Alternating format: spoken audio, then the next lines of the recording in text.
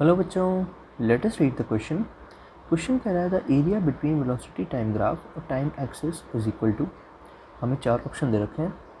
तो before understanding the question हमें की कंसेप्ट समझना है इस क्वेश्चन का। की कंसेप्ट, अब वेलोसिटी टाइम ग्राफ दे रखा है तो हमें की कंसेप्ट होगा वेलोसिटी जो होती है वो होती है डिस्प्लेसमेंट अपॉन टाइम। अब मान लेते हैं हमें एक ग्राफ दे रखा है we T graph, velocity time graph.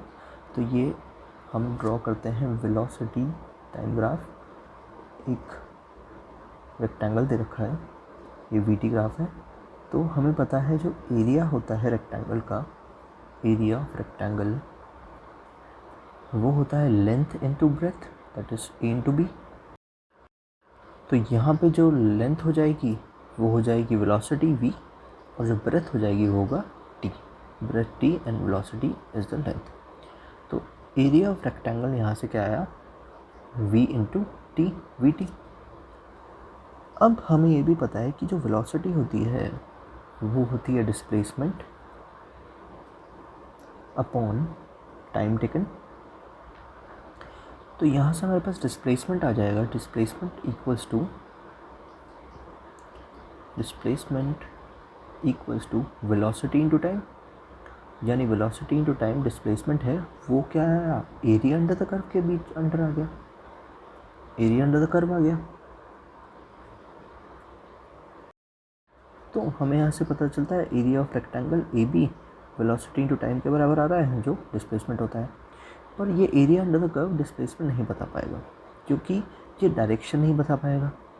तो जो डायरेक्शन नहीं बता पाएगा तो ये डिस्टेंस हो जाएगा। तो so this displacement do not tell about the nature of actual motion कि पार्टिकल कहाँ जा रहा है, ऊपर नीचे कहाँ जा रहा है, मोशन ऑफ पार्टिकल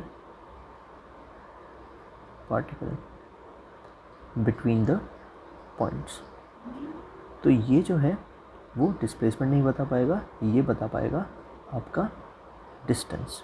तो area under the curve of velocity time graph gives us the distance covered. So the correct option is option B, distance covered. Option B. Hope you understood it well. Best of luck.